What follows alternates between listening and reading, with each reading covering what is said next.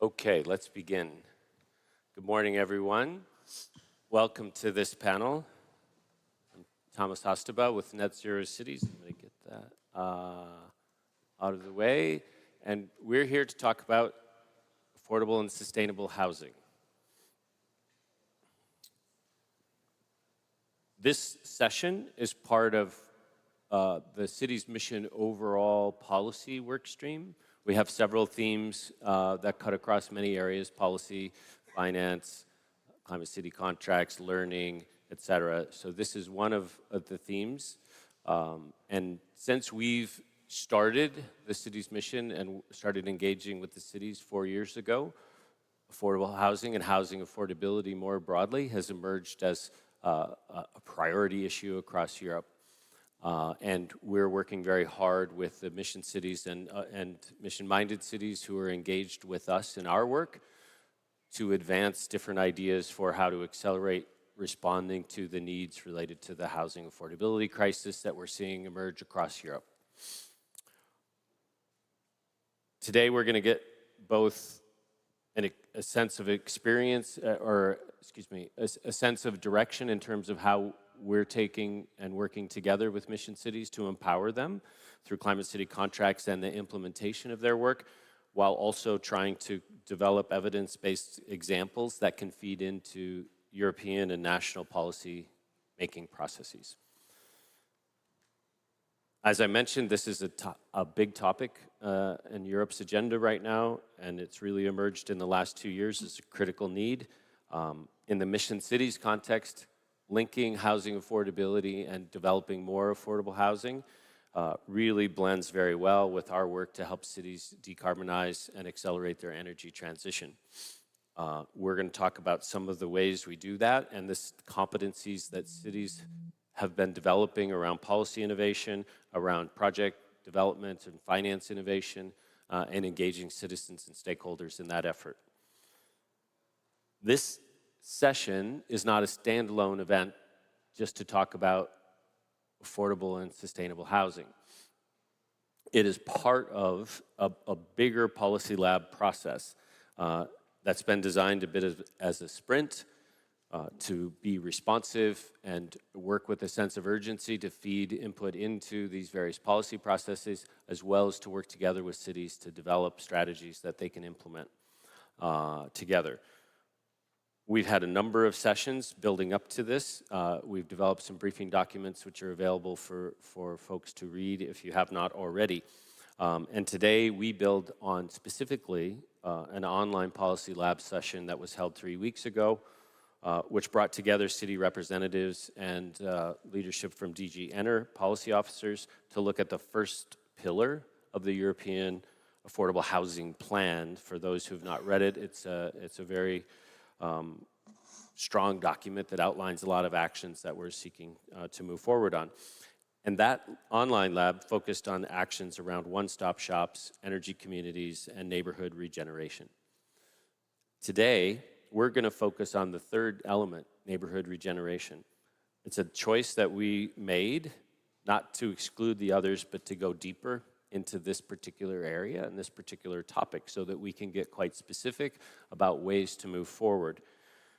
Neighborhood scale is one of the key underwriting foundations for how cities are working to accelerate their transitions. Instead of working on individual buildings, individual projects, trying to work at a neighborhood scale, community scale, it's a space where policy, scale, and capital can work together in more systemic ways. But it takes real work to build up that neighborhood scale approach. And this is one of the things that mission cities have been doing in all aspects of their work, and then bringing housing affordability and the development and creation of more affordable housing into that process is a natural progression of that work as this priority has become more and more urgent. From our first session 3 weeks ago, I'm just going to summarize quite quickly, and then we'll jump into the session with the speakers and the discussion points that we want to go through. There were 5 common challenges identified as it relates to neighborhood regeneration and affordable housing. One is that the funding timescales are too short for the complexity and duration of neighborhood scale projects. Second, blended finance remains difficult to structure and deploy in practice. For those who were here for the preceding plenary, there was some definite connectivity to this discussion. A third point, governance is fragmented across national, regional, and city levels. So it's quite complicated to move forward in an assertive way. Fourth, strong governance within the city and within the neighborhood itself is essential, but is often absent at this point in time. And so we're building capacity, we're building capabilities in this effort. And then finally, the fifth issue is broad policy instability at the EU and national levels makes long-term investments in planning difficult. Those are some of the challenges that emerged from the discussion we had 3 weeks ago, and we hope to dig deeper into trying to understand what's possible, how we can move through those barriers, what actions are necessary, et cetera. And those will be a theme that we'll want to pay attention to throughout this session today. We're going to hear, let me just lay out first, we're going to hear from several speakers. First, we will hear from 3 cities, Budapest, Riga, and Ghent, 3 cities who are piloting neighborhood scale actions to deliver affordable and sustainable housing. We'll hear what they're doing, what's working, and critically, what's preventing them from moving from piloting to mainstream action. It's one of the common themes for NetZeroCities, and the city's mission is to understand how we move to mainstreaming, effective interventions, new innovations, et cetera. We'll then move to national level conversation. We're going to get perspectives from 2 countries, Italy and Ireland. Through their national level discussions, Ireland has a formal national support structure that's in place for the mission. Italy has been working more informally, but the cities have been working very closely together.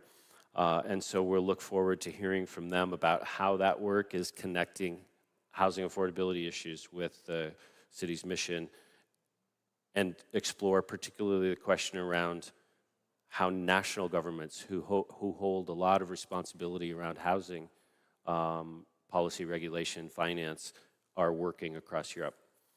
Then we'll move to the European level, and we have Stefan Moser, who's the co-head of the Housing Task Force at DG ENER. He will speak to how the European Affordable Housing Plan and its initiatives that are coming forward, including the 2027 simplification package. So for those who are insiders, will understand what that means, could provide cities with the tools they need to accelerate delivery. We're also going to have a structured dialogue. We'll open the floor. We have some specific guests who are going to join and contribute to this discussion. We know on the issues of funding and capacity, cities cannot do this alone. We've been talking about this throughout the conference and for 4 years. The scale of investment required to update aging housing stock, to turn unused property into affordable housing, build more units faster, and do it in an inclusive way is beyond the city budgets for most cities. At the EU level, the next MFF and the Competitiveness Fund, which have been discussed a lot, represent critical moments to respond to what city needs have, the needs city have for capital and funding and access to financing through the upcoming years. We also know from our work with the cities on the mission activities that dedicated technical assistance and sustained support working hand in hand together with cities and actors across all levels of government is essential to building the capacity, the strategies to accelerate responding to this situation. Cities are working very hard on their decarbonization, adding this in. One of the things that I think is critical and we'll hear from on the simplification package is it is really important that we are able to figure out how to allow accelerated action, how to empower cities to move on things that they know they can do. And that's one of the big themes I think we've heard throughout this conference on decarbonization in general. But in the housing affordability space, cities need less fragmentation, whether it's funding, permitting, reporting, governance layers. Simplification is not deregulation, it's making the system work faster and better. We hope to get through all this information and still be able to open the floor for discussion and questions from the audience. We'll see how we do. We're going to have a lot of conversations and a lot to share. So with that, let's dump into the city perspectives and hear from the cities first. The way we're going to do this is we're going to have 2 rounds where the cities are going to share information about what they've been doing, as I mentioned, what's working and where the barriers are. We'll go through, I'll introduce all 3 cities, they'll go through the first round, and then we'll come back second round with a refined set of questions.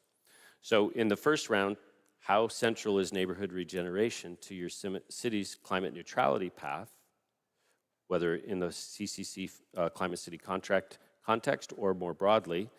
And could you give us one example of neighborhood regeneration where affordable and sustainable housing is a key feature? We're going to start, I'll introduce all 3 first, but we'll start with the city of Budapest, and we have Orsolya Barsi. She's the head of Department for Climate and Environmental Affairs. Welcome. Second, go ahead. For many of us, it's day 3. A little enthusiasm will help us all. Second will be Riga, Latvia. We have Elena Trehea.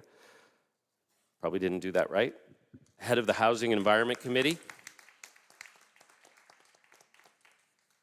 I was hoping I'd have a little podium. And then third, from Ghent, Belgium, we have Philip van de Velde. He's the team leader for climate mitigation, sustainable renovation strategies, and clean energy. Welcome. So, 3 minutes. Let's start with Budapest. Yes, thank you very much. So with regard to the housing situation in Budapest, it's one of the most problematic in the whole EU. So if we take a look at the data, basically in the last 10 years in Hungary, the housing prices tripled and the rental price doubled, and it's especially bad in Budapest. So it's something that the city just simply cannot ignore and try to do something with it. Though in the last couple of years it was not an easy situation financially from the city hall perspective, but we were able to launch a large-scale regeneration project which will last for 20 years. We made to purchase from the state a brownfield area, a former railway station, and it will be turned to a 10,000 apartments residential area. We aim at following the positive and clean energy district principle with the design as well, and also include some sponge city elements to try to climatize the area and keep it cool as possible. We are over at the master planning selection procedure, so we launched the public procurement for the selection of the design team. We announced the winner a month ago, so we will start to negotiate the terms of the contract, and they will be able to start the design in autumn, hopefully.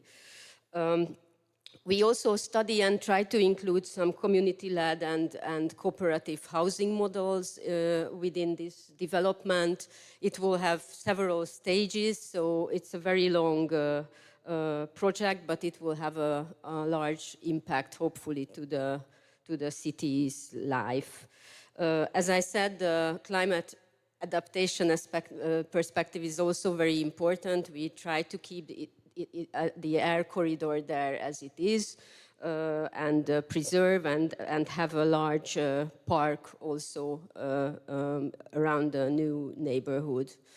As I said, the positive and clean energy district mean we will try to reduce the reliance of cars within the area, so it will focus on public transport connection and walking and cycling basically. So it's a very complex project in terms of we bring together housing, solutions and climate adaptation questions, and also mobility, and have this sort of complex approach toward the climate neutrality goals. Great, thanks very much. We'll pause on that because we'll come back when we get into the barriers and what you're experiencing there. So let's jump to Riga, and Alina, welcome and thanks for joining us. Hello. Riga municipality has established Riga Energy Agency, and this is an institution which is responsible for all the energy efficiency projects from municipal perspective.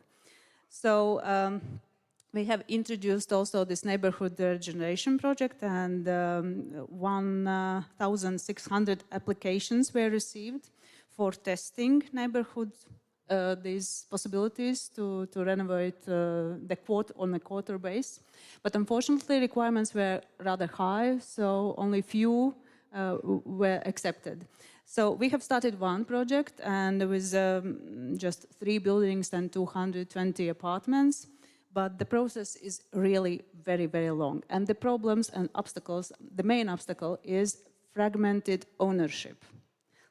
Each and every apartment has its own owner.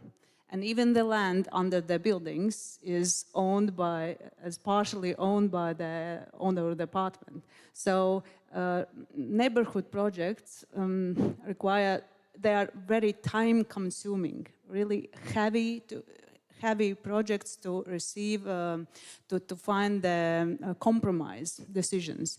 And that's the main problem. So yeah, another thing is, of course, the threats from Russia's side, and the safety at the moment becomes first. So all inhabitants, they concentrate on safety of the buildings as a main issue, and not the landscape around the buildings. That's or climate issues. Yes, they are secondary at the moment. So this is a problem, and to go forward very fast with such kind of projects. Great, thanks very much for that, and really useful to bear in mind some of the context that different cities have to respond to, shifting priorities, emerging needs, crises, etc. So thank you for that. All right, over to Ghent, and Philip, welcome. Hello. The neighborhood approach, the district level approach, is really important for us towards fossil-free neighborhoods. That's why we also run the Neutral Path project, which is also Europeanly funded, and which investigates strategies towards a positive energy district. And we focused on one district where there is, which is socio-economically really complex, but where also an urban renewal program is running, with lots of social housing projects, but also high-end projects. And what we learned in the living lab of the Neutral Path project is that collective approaches can be more inclusive, can avoid gentrification, can avoid renovations. They can offer a faster pathway to fossil-free, because you can introduce a high-temperature heat net, and it's cheaper as a total cost.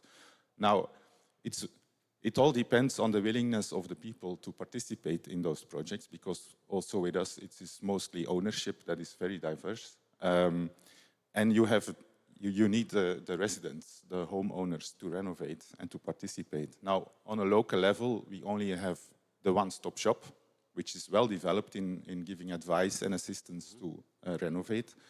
And also we have lots of financing instruments depending on income, lower incomes. But they are targeted on a demand base, on the people who are already willing to renovate. Now, in the project, in a pilot project in the Living Lab, we investigated how to use those instruments in a proactive way, to contact people in a neighborhood, to go into the houses with their cooperation, of course. And we saw that the participation went up. People were interested. We could offer more interesting solutions. We could offer collective solutions in renovation, energy efficiency, but also in a heating network. So I think that this is a good strategy to use to structure these collective projects. But in the end, the project was not viable because of the business case. It's always, of course, the business case. Great, thanks very much. So the second round, and I think we'll keep this fairly tight so we get deeper into the conversation and bring a few more people in. I think you've all done a pretty good job of already beginning to highlight some of the barriers you're specifically confronting. And I wonder, just to bring it back to that structure from the online lab, of the 5 barriers that were laid out, financing, timescales, governance, et cetera, which one is the most challenging? And then the second part of that is, what is the most important thing that you would benefit from in terms of national level action or support? So if each of you could take a minute or two to just give us a little bit of a sense of that from your side. Take it away. Yes, thank you.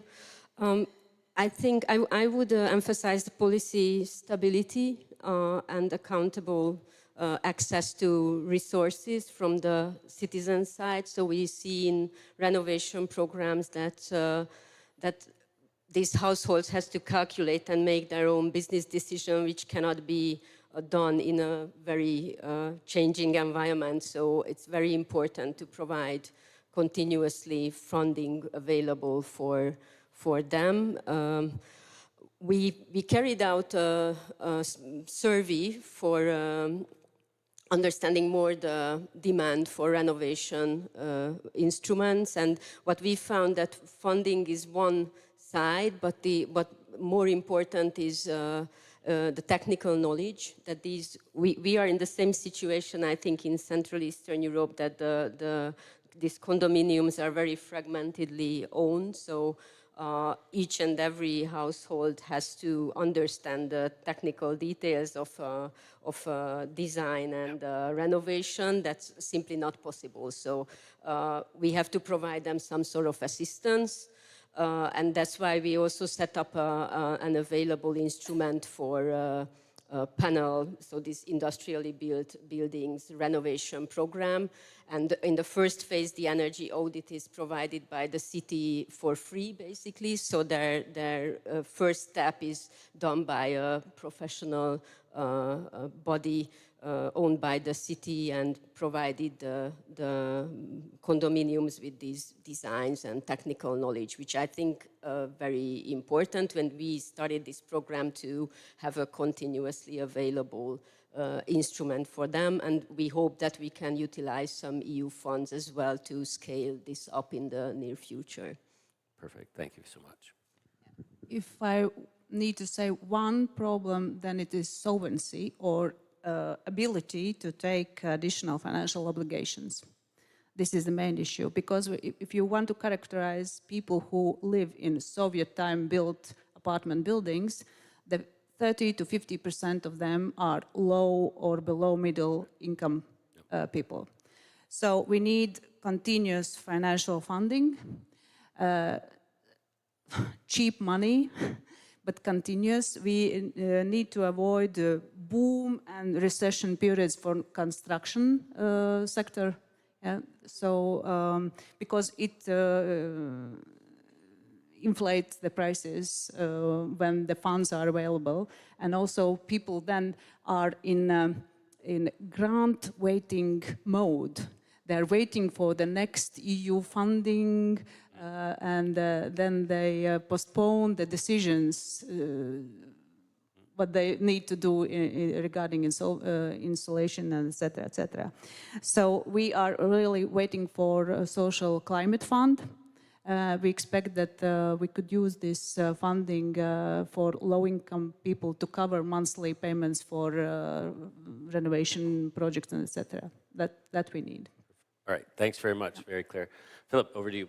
Yeah, in order to solve the business case problem, I think we should really make progress with the tax shift and with the carbon taxation, the ETS2 system, which will generate lots of revenues to invest. It's important to reinvest them. And this will make the choice towards fossil-free and collective solutions, who are mostly cheaper and inclusive, more a priority. And in the second, we should also be very clear and put a near deadline on the phase-out of the fossil heating, because as long as people have the choice, and then they will make the choice of the business case. So when the deadline and the phase-out of fossil heat is near, this will create more renovations because they are necessary, and it will open opportunities for more collective approaches, because then the renovations are stacked together. So I think this deadline is really important. Right, thank you very much. So I think some really interesting examples of how cities are working to really catalyze neighborhood scale approaches that can overcome some of the barriers, but there's still very clear challenges and barriers that need to be overcome. Let's take that up to what can the national governments do to help in that regard. We'll hear from both speakers simultaneously. I'll introduce them first, and then I'll lay out the questions we've asked them to respond to. We have Annalisa Boni, Deputy Mayor in Bologna, who's been one of the leading figures with the Italian mission cities in working to establish an Italian national support structure. It's pretty informal right now, but we're working to formalize that. Pretty informal. That's doing a lot of work, isn't it? So welcome, Annalisa. And we also have Brian O'Gallagher. He's Professor of Sustainability at the University College Cork and works on behalf of the Irish National Mission Platform. So welcome. The questions for you, and we have roughly 5 minutes each. We have a timer here. Thinking about the role of member states and national platforms in enabling implementation. So listening to what we've heard. Housing is a national competency in Europe when it comes to ensuring an enabling environment, regulatory and financial framework. How do you see the intersection of affordable and sustainable housing play out in your national context? Secondly, what would be an ideal national framework? Maybe ideal is a lot, but optimally, as we can see, what would really enable us to do more in this regard? And then finally, where does the existing mission platform fit as a bridge between the cities and the national level? And that's been a very mixed experience across the mission cities and the 27 member states. So within your remarks, we're hoping to get some insight on those questions. So Annalisa, take it away. Thank you very much. And yeah, I mean, in Italy, we are quite worried as cities because the housing, it doesn't seem to be very high on the national agenda. And the Piano Casa, so the housing plan, doesn't look like something that will really be a game changer. So we're a bit worried. But anyway, let's say that there are, I mean, the level of in which your question was about how do you combine sustainability with accessibility. It's like, how can you make at least social housing affordable, or housing affordable in terms of, having bills that are less high. And to do that, of course, you have to renovate them. So the energy, renovation is fundamental. But you have two different worlds. And I think during the panel, we've seen both. The world of the public housing, we call it in different ways across Europe. So social housing, public housing, whatever. So those, housing places where people are in lists, or anyway, they have a very low income and they can basically access it.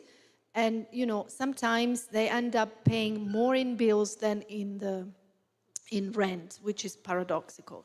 So the idea is to, of course, renovate these because often they're very old, like a lot of buildings in Italy. It's a very high percentage where the energy performance of the buildings is very low.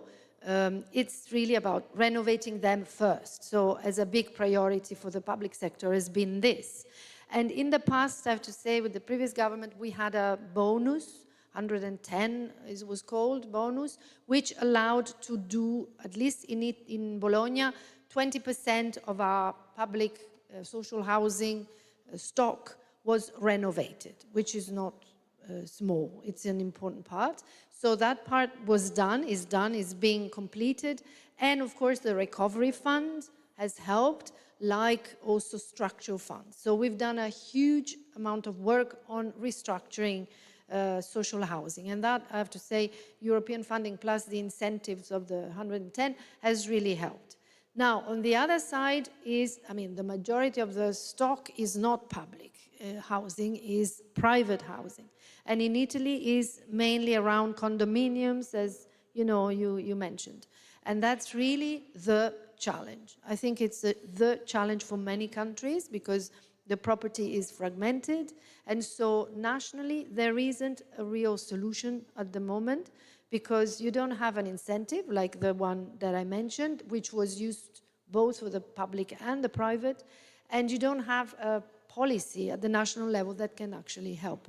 So this part, we have, you know, the private part can only be solved with instruments like the one-stop shops, the education, the help from banks, you know, support. But it's difficult to basically have the engagement of people. People don't think they can do it, it's too complicated, or I don't have enough capital. So there is a huge work to basically go into the proximity and explain to people what's possible for them. I'm very envious of the fact that you go and pay for the assessment of some condominiums. This is a fantastic thing, well done, because that is really what stops the thing. So, you know, in terms of the situation at the national level is very, very complicated in this respect. And then looking at the future, you know, what can be done, what would be an ideal, I mean, ideal is far away, but some things that should be looked at, I would put on the table two. One is that we don't want to use land, right? Because a lot of also of the European plan or in the discussions, we talk about new housing. What about reusing? And it was mentioned in the other presentations. What about regenerating the areas that are not used anymore, like military areas, railway areas, and so on? The stuff that is normally owned by either the railway stations or the national, you know, property ministry and everything, and work on that. But doing that implies how do you say in English, clean those things from pollution, right. From, you know, a lot of stuff that was there, and that costs a lot of money. Yep. So, you know, even EIB or public funding or whatever is really needed to cover the cost of cleaning, making usable those lands and have stuff like this. What the mission platform can do is have a dialogue, and that's what we are doing, having a permanent dialogue, even if it's informal, with the national ministry to work on, you know, how do we allow these things, what can the national policy do to enable these processes. Terrific, thanks very much. Ryan, over to you, welcome.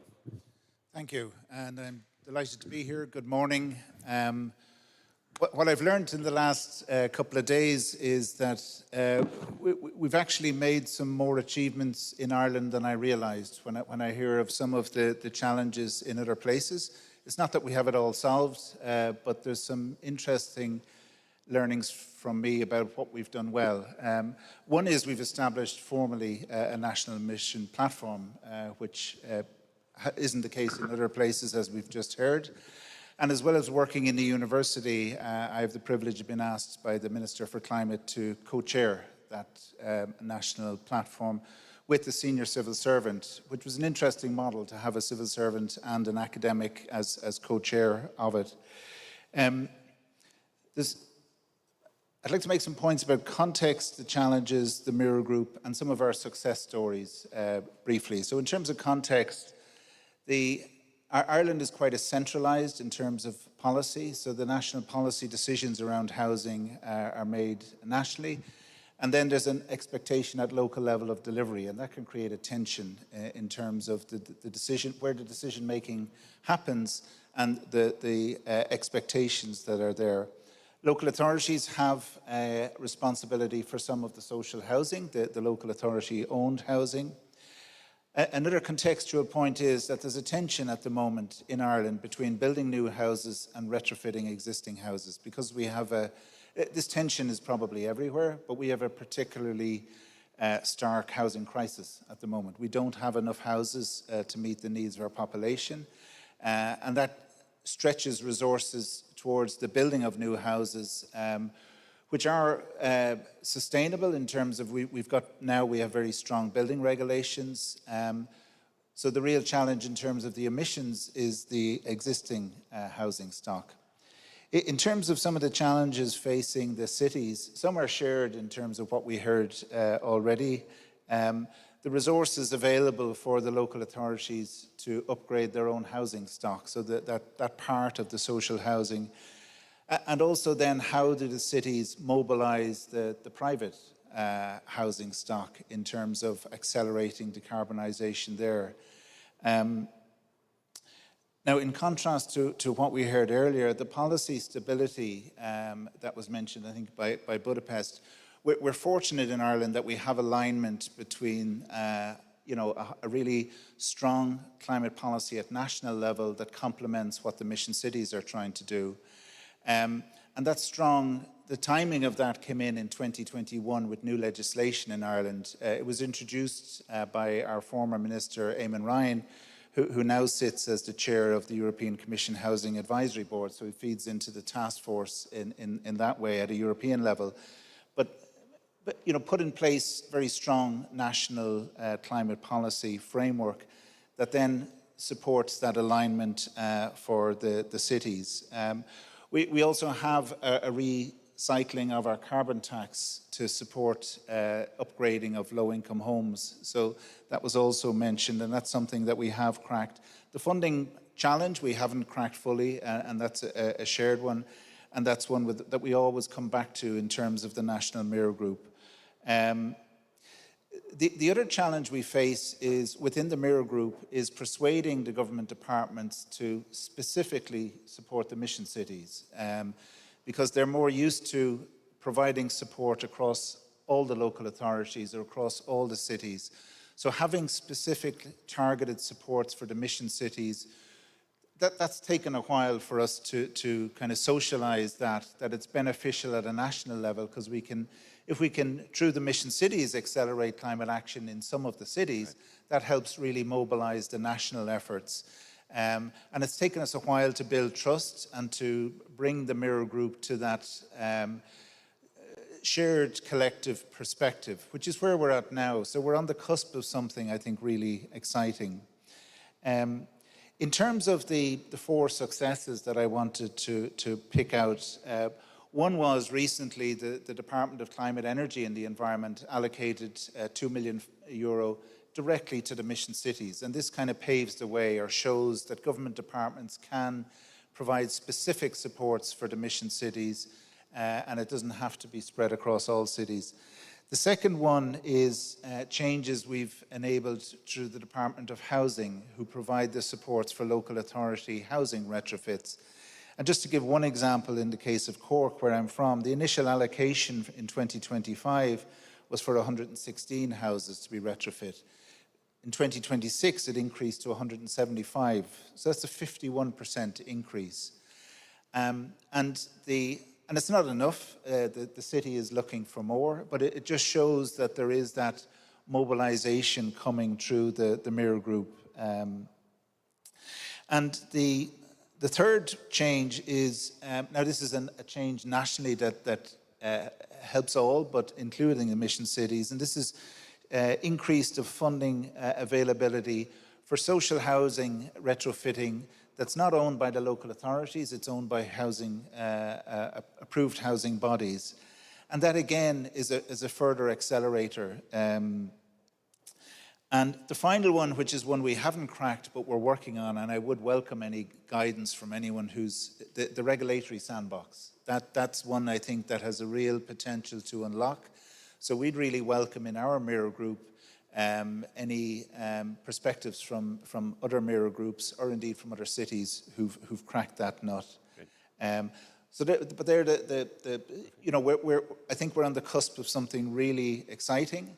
And of course, time is, and there is this tension between the urgency of what we need to do and the time it takes to build trust, to actually develop these mechanisms. And while we talk about technical things like retrofitting and public transport systems, it really is about people. And that people connection is what builds the trust and builds the acceleration. Thank you. Thanks so much. Very, very good inputs. And I think that's been a bit of the theme of this conference and the build up to it is it takes a few years to build up the trust, the familiarity, and the real focus that you're starting to hear from these conversations. So hearing from cities and the national representatives here, we'll now step up to the European Commission and invite Stefan Moser, who's head of unit at the Housing Task Force at DG Enter. Just two quick questions, and I'll invite you to take it away, Stefan. Hearing the evidence you have, how does the European Affordable Housing Plan start to respond to those barriers and those needs? And then the second is, with the Affordable Housing Plan and its upcoming initiatives, particularly the simplification package, which we've talked quite a bit about in preparation, how do they provide tools the cities will need to speed up the delivery of more sustainable and affordable housing? Welcome, Stefan. Thanks a lot. Good morning to all of you. I'm very happy to be here. I think indeed the European Affordable Housing Plan tries to take up and respond and try to make progress on the number of constraints and challenges which you have identified. And it's crucial to really focus on them and be granular. I think one aspect which you mentioned is funding periods being too short, lack of continuity, unpredictability, to some extent also too high complexity, so it's not understandable, not accessible. And I think that is the idea of really trying to build up a pan-European investment platform for housing, which is not really, should not create the impression that there will be now new funding coming in from Europe, which solves everything from the public side and everything will be then done, but rather to bring together and create more cooperation between the different sources of funding from the European level, the national level, the public institutions at European level, national level, regional level, but also international organizations and the private sector. And I can only say that the volumes will have to come primarily from the private sector, facilitated by public contributions, notably to reduce risks. So we will have to rely significantly on financial instruments, otherwise it will not be enough. So we cannot create the expectation there will be grants coming down and everyone will be served. That's not possible. We should not even try to get this or wait for that, but really see how we can improve the cooperation between the different players in the financial sectors, together with the policymakers, the project developers, the cities, to see that the demands can be served and that it becomes clear how to access what can be done to provide the volumes necessary to bring in also long-term investors who are ready to accept lower yields at lower risks. I think that's very important. And to improve the access conditions to make them simpler. So simplification is also about funding and finance, even if it's not formally part of the simplification package. But it's very important to create more transparency and user-friendliness in this respect. The other aspects which you have mentioned is fragmentation across levels, lack of or insufficient national support, to some extent also policy instability. And I think we need to be sure that we have a full understanding. I think that's the idea of the Housing Alliance, which I think works hand in hand with the city's mission, the city's agenda, European Bauhaus, but also the Construction Forum, the various interaction platforms and mechanisms we have already to create this dialogue, really, this mutual understanding. What are the policy implications? How do we create policy stability and cooperation across levels to avoid at least an awareness of what each level does. There needs to be more communication, basically, and cooperation. There will always be challenges, even within a purely national context, because there may even be, to some extent, different political orientations, etc. There may be different interests between different levels, but also with your neighbors at the same level, between different cities neighboring each other. And across national borders, where we have, of course, also very different things. But that's why it's important to create this dialogue. With the European Housing Alliance, we try to create this. So it's going to be a political level and also a technical level. And we are trying to build this up really based on substance, so substantive work streams. There are lots of different substantive areas. Each one follows, to some extent, a bit its own logic, because they are very different. And we want to have it really open, so that there's no fixed membership, but really have full accessibility, transparency. Who needs to be there should be there. And that should include, of course, the cities, and the city's mission should be very much integrated and part of that effort to create this dialogue, to address these various barriers which you have identified. Another complexity and challenge which you have identified is indeed to simplify in substance. So, and you mentioned, Thomas, it's not about necessarily now deregulate. We don't want to deregulate as an objective in itself, but really see what is fit for purpose. To recognize that there are legitimate policy objectives which have been agreed by the legislators at European but also national levels about decarbonization, climate neutrality, but also safety, accessibility, health, environmental protection, nature protection of species, etc. The question is just, how do we deliver on them in the most effective and least costly manner? Because we have had many submissions from across member states, civil society, that people say this is a problem and that is a problem and that is a problem and that is a problem. Fine. We need to now dig deeply into that and develop a response. To what extent is there a problem in substance? Some people say actually the regulation is too complex or goes too far. We have changed priorities. And others say, well, they're simply too burdensome. We don't know how to deal with it. It takes too long. How can we accelerate? How can we make it happen that the planning periods are shortened, that decision-making is driven forward? What can be working methods like digitalization, for instance, better cooperation between different levels? So that implies both the European level, but also the different national, regional, and local levels. At the European level, the simplification package aims now to map, basically, the legislation, at least at European level, which has an impact on housing.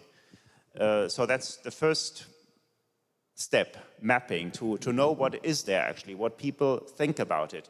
And then in a second step, to develop our response, what of that actually can be changed, should be changed, and would be useful to be changed, in the spirit of simplification, creating more efficiency.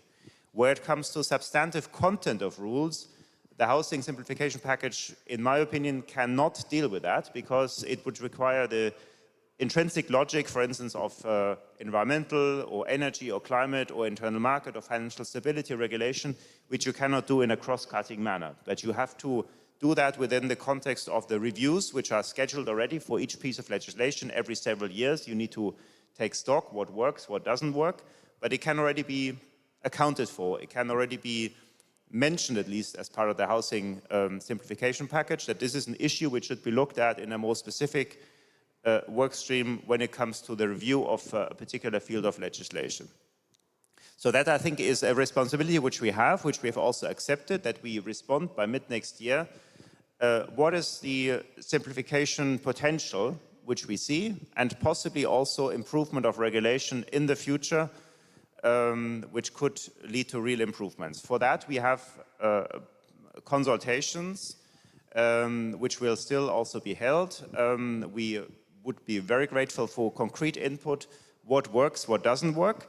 and would also invite member states at various levels to do the same as regards the implementation, at least, of European rules, but also as regards the national, regional, and local rules, especially the interplay between them, what can be done to simplify those, because many of the aspects actually come from there. So that's basically on this point. Otherwise, I think what several of you have said in terms of challenges, fragmentation, for instance, across many owners, one-stop shops as a response. As I had worked previously on the EPBD, I think I'm very much a supporter of one-stop shops to solve that. I think when it comes to multiple ownership structures, it's absolutely crucial to provide a service for citizens that they can rely on someone who really knows how to bring together interests of people. And I think the common interest which people have is to improve their living conditions and save money. Therefore, the energy and housing aspects go very much hand in hand because it's about the total bill of housing. So whether it's your primary housing physical structure in which you live, the rent, or the maintenance costs, and the energy costs are pretty much part of the same bill. In the end of the month, you have to pay for that. So there needs to be an optimization in that respect.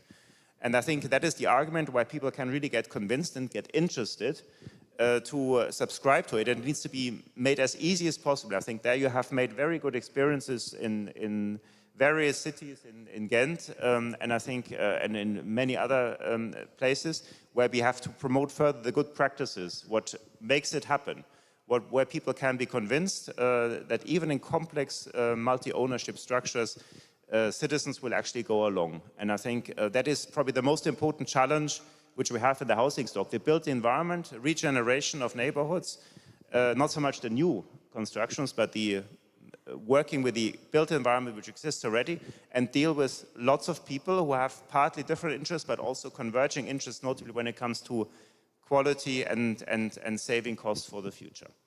Great, thanks very much, Stefan. I really appreciate it. You've put in a lot of work, tried to draw on a lot of different sources, et cetera, and it's been quite an experience for me. In a previous chapter, I worked across the United States on social housing and sustainability with a variety of cities and community organizations, so it's really interesting to see the similarities as well as the contrast from those different activities. And I think as this housing plan rolls forward and we start to get some of these actions moving forward, it's going to create an interesting dynamic that we'll hopefully be able to respond to at the national level and then as well at the city level. So now we're going to bring a few more folks into this discussion, adding some additional perspectives, potentially from a slightly different vantage point. Some are going to be quite neighborhood scale, some are going to be very high level, almost global in their dimensions. So I'll introduce the three of them, and then I'll ask them they've prepared some remarks in response to the brief and the preparation, and then in response to what they're hearing. So let me just introduce them and we'll get them started. So we have Andrew Lombardi from OECD. Welcome, Andrew. Sorry. I got to brace myself. Lena Constantinopoulou. Yes. I knew I was going to have to practice that. She's the Executive Director of the Sustainable Energy Finance Association. Thanks for joining us. And Veronica Cerna, who I know quite well from the Ascend project, which is one of Horizon Europe's positive energy districts projects that I've actually had the pleasure of being involved with from the beginning. So welcome to the three of you.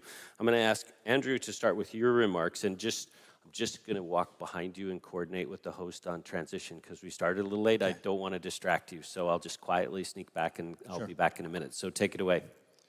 Sure, thank you so much, Thomas. Thanks to everyone here. Thanks to all the speakers we've heard so far. It's been tremendous to hear all the different examples and perspectives. So the OECD research shows on this topic that to create affordable and sustainable housing at the neighborhood scale, two things that cities need include more direct influence over their land use, spatial planning related to housing, and increased guidance, technical support, and the capacity to do so. These aren't the only two things that cities need, of course, but they're two things we see that are often overlooked.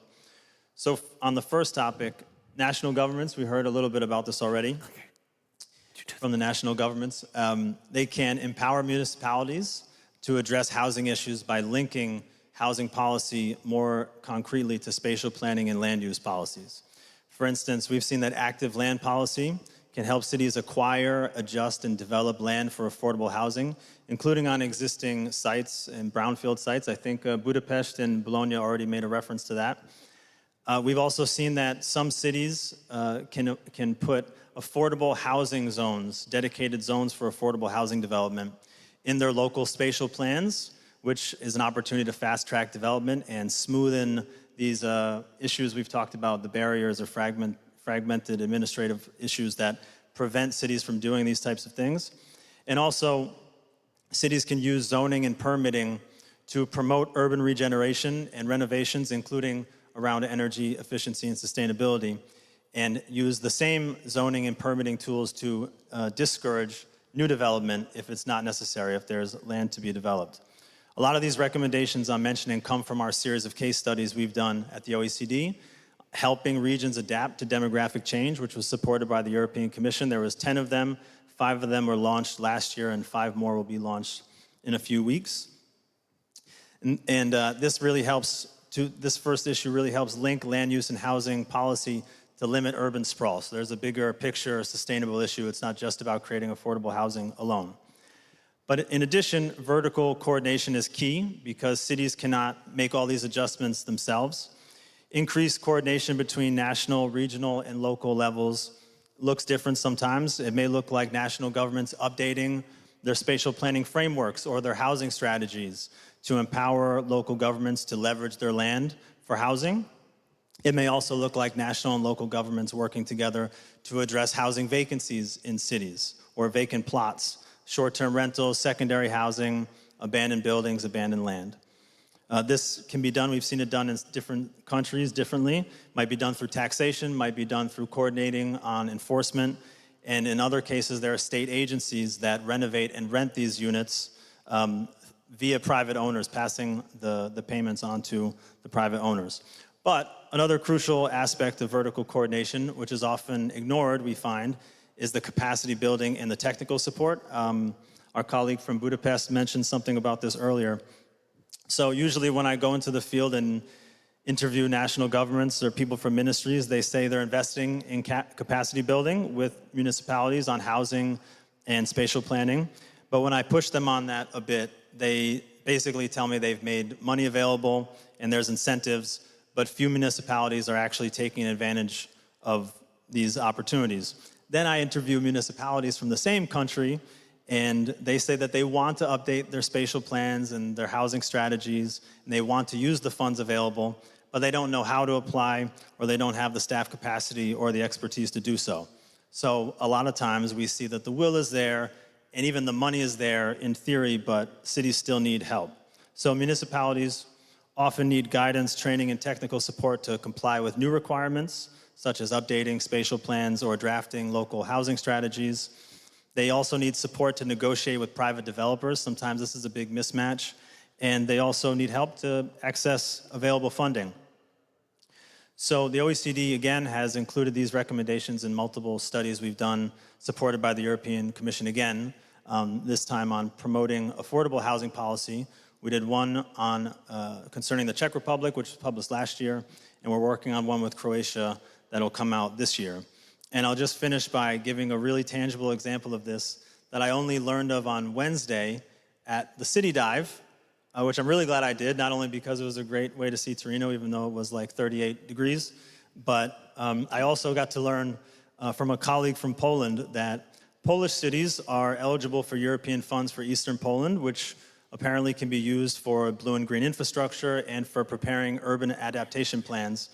But he explained to me, he's from the Ministry of Climate and Environment, and he explained to me that during an early funding call, only 12 cities applied and only 8 received funding.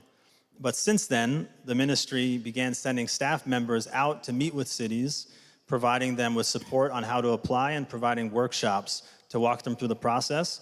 And since they began providing that support, 44 total proposals have been submitted on a more recent call between the 2 funding options. So I just think this is a great example of going beyond incentives and funding to also help municipalities that are struggling with the capacity. So to wrap up, national governments one of the things they can do is empower local governments for larger scale regeneration by linking spatial planning, land use, housing, and environmental policy more cohesively in their national frameworks. As part of this, cities might be able to take a more active role in land use in their city, including for promoting urban regeneration and affordable energy efficient housing. But this only works if cities have the capacity to take on increased responsibility. Thank you. Thanks very much, Andrew. And I think that theme of empowerment that's combined with capacity building and effective resource coordination, et cetera, is a critical foundation of everything. So really great to hear that from that perspective as well. We look forward to ongoing insights from you and OECD on this work. So next is Lena with the Sustainable Energy Finance Association. Now you've produced a report around delivery architecture for finance, and that's supposed to help work to bring confidence to investors to commit capital at speed and scale cities need, et cetera, and to do so in a way that is economically where we need to be. So welcome, and eager to hear your thoughts. Thank you, Thomas. Thank you to the cities. Thank you to Stefan. So what we have heard these days, and of course in the previous panel, it was really interesting listening to what institutional investors were saying. So we are actually in a puzzle. We're talking about social, spatial, financial, governance, but I really want to challenge the way the EU ecosystem approaches this puzzle. So right now we are asking cities to achieve climate neutrality, but what we are forcing them to work is by building, project by project, and grant by grant. And what is interesting is that we see these different isolated success stories, but what we have not achieved yet is scale at the EU level. So what we are, and of course, let's be honest, I mean, major banks and institutional investors are never going to invest and finance 10 scattered homes here and 5 schools there. So, and if we want real private capital at the scale that we want, we must break out of this fragmented mindset.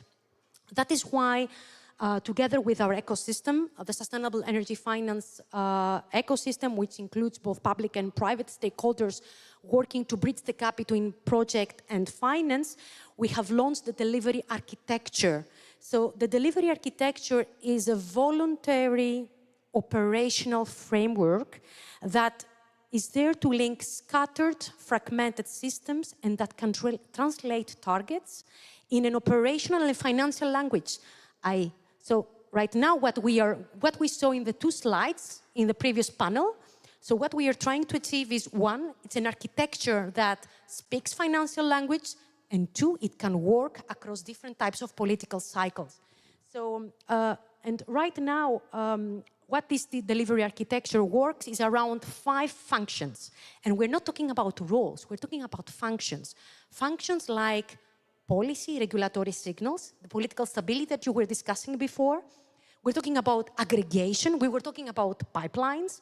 We're talking about delivery mechanisms. People were talking about framework procurements. We're talking about capitalization, and in the end, about impact and verification and energy savings. But what is bothering is that we are talking about these buzzwords separately, and we're not putting them into a functional area, like a system architecture point of view. So we have been testing all those different functions separately into different types of ecosystems. So we have done work together with the Vlaams Energiebedrijf, the web. We have discussing, and we are inspired by what they are doing as a project aggregator there. But let's give an example.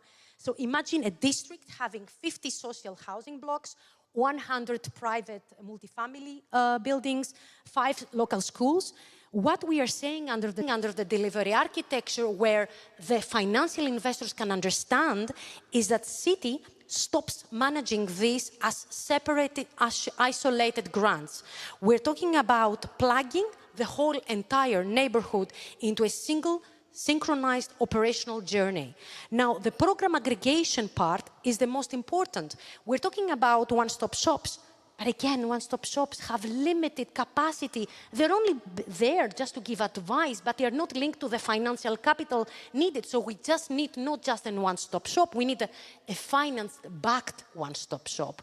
We need a super ESCO maybe, or we need a public energy company that can really trigger this aggregation, but in a way that it can group the buildings, it can bundle them into a portfolio of, let's say, 50 million euros, and this is where investors clicks. This is, So, and finally, it's all about the delivery mechanisms, the public procurement that we talked about. It's not just more about that. We are designing right now off-balanced scenarios where cities can navigate across public procurement through energy as a service. So, and then finally, capital mobilization. Capital mobilization, where EIB is interested, is about looking investable asset class. And finally, about impact and data. We need the energy savings as data because we need them to prove for long-term investor confidence, and this is where simplification can scale.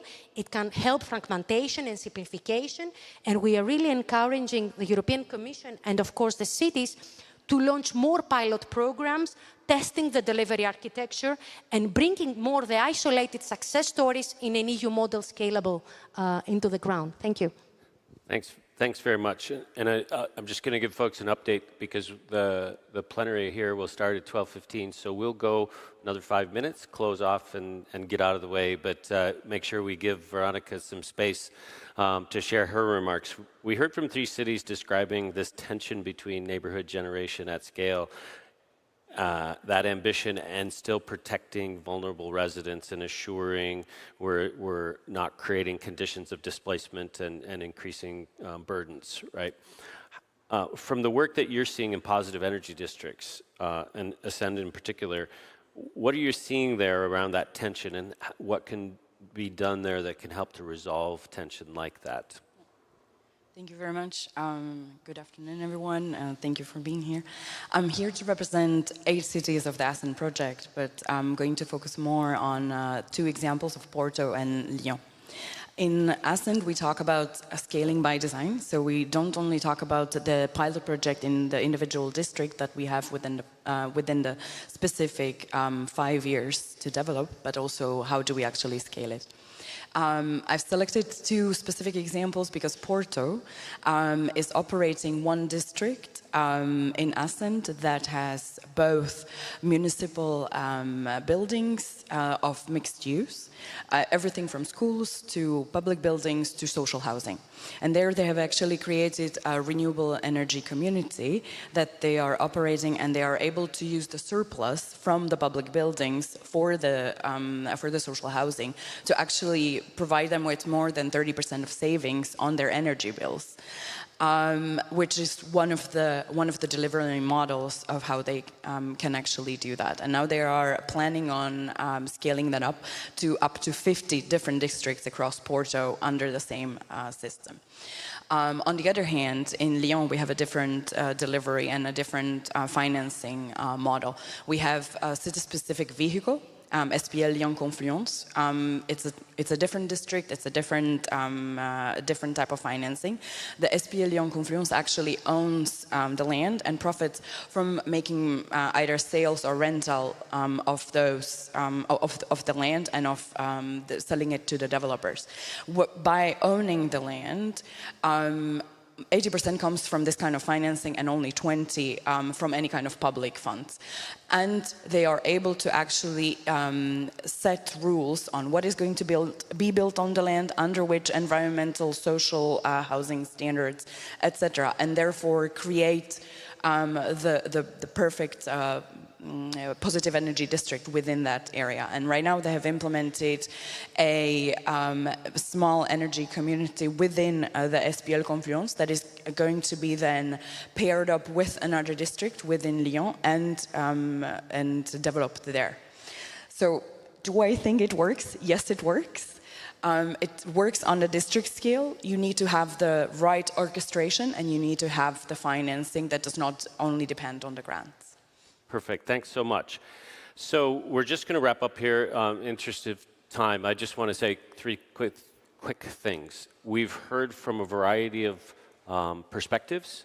We've gotten a lot of information. This is a very dynamic period of time where a lot of work's happening at the European level, and we have a lot bubbling up in response to what's happening on the ground. I encourage everyone who's really tracking this topic to catch up with these folks if you can yet today. I want to just say there are two things around next steps and continued cooperation in this area. We have two more topics coming up this year. In October, we'll be doing a continuation of this policy lab looking at the citizen energy package. And then at the end of the year, beginning of next year, more focused work building on the financing of affordable and sustainable housing at the city level. So with that, I want to thank Malene and Georgia. If you're online, Georgia, hello. From the NetZeroCities team for pulling this panel together. It was quite a complicated one, and I appreciate and I want you to join me in thanking the panelists for their contributions here today. Thanks very much.